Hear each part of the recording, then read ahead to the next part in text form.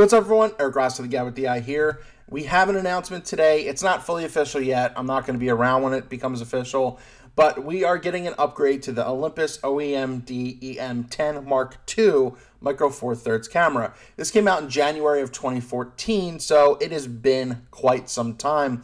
One of the biggest things, especially that Olympus does, is their 5-axis in-body stabilization, be it with this one as well and its bigger brother for around $2,000.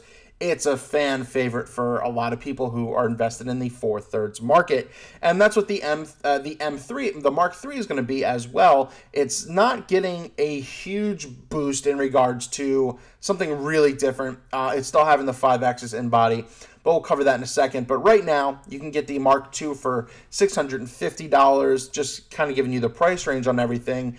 And it did 1080p video at 60 frames per second. So you kind of know where I'm going with when I'm going to talk about the Mark III. The Mark III should be available mid-September, so that's when you should expect to hear about this in the next week or two, and to see this start to ship and pre-order and everything like that. And it's going to go around for about a $750 body only, and with a kit lens, the 14 to 42, you're going to get around $950. So it's a little bump up from where the M10 Mark II stood to where this Mark III is going to be. So keep that in mind. It's going to keep the same sensor for the most part, 16 megapixels. They did say that this is going to have a new and improved, I don't really think it's going to be new, 5-axis in-body stabilization, and you're going to get up to about 4 stops with that, so you still have a good, lateral longitude to actually be able to use this. And once again, that's why people like these cameras, because that's what it's going to be. Now, the weird part is they kind of pitched this, and it's going to be available in silver and black, mind you, like before. They're pitching this as like, if you know how to use a smartphone, you can use this as well. That's because some of the implementations they put in just to make it more user-friendly. But at the price point, you're not really getting the consumer. But that's, all beside the point and everything. So the screen's pretty much going to tilt the same. That's not going to change. You are getting a newer processor in this, in the Mark II. You had the TruePic.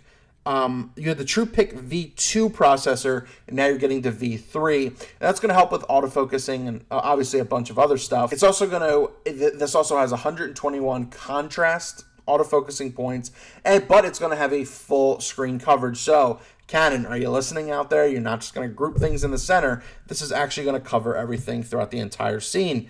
They say they improved the high-speed OLED, the OLED EVF viewfinder 2.36 million pixels.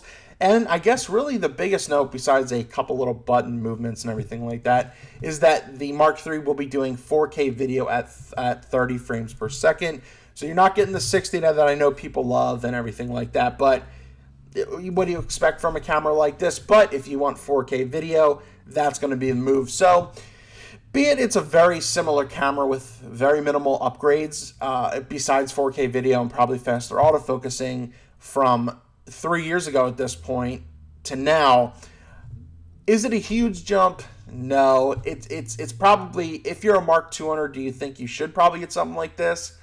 Probably only if you really want 4K, in my opinion. But mind you, the camera's 3 years old. It doesn't mean it's a dead camera by all means. It's a lot of cameras. These cameras could last years for a reason. But if you're in the 4/3 market, you want to look into Olympus, and they have a very, very good built-in 5-axis in-body stabilization, this is something that you can keep in mind. Once again, you're spending around $750 to $950, depending on whichever route you go, black and silver. But that's it right here. That is the Olympus Mark III, OEME EM10 Mark III. And yeah, so mid-September you should be seeing this. This is kind of leaked and everything like that, but that's it right there. You can use a smartphone. You can use this OMD, apparently. Let me know down below if you're a Mark II owner. Is it something of interest to you? Or if you're from the outside looking in, is this interesting, or is it just a meh thing? Let's have a discussion down below. Thanks so much for watching. Eric Rossi, the guy with the eye. As always, keep an eye out. Like, subscribe. Just do it.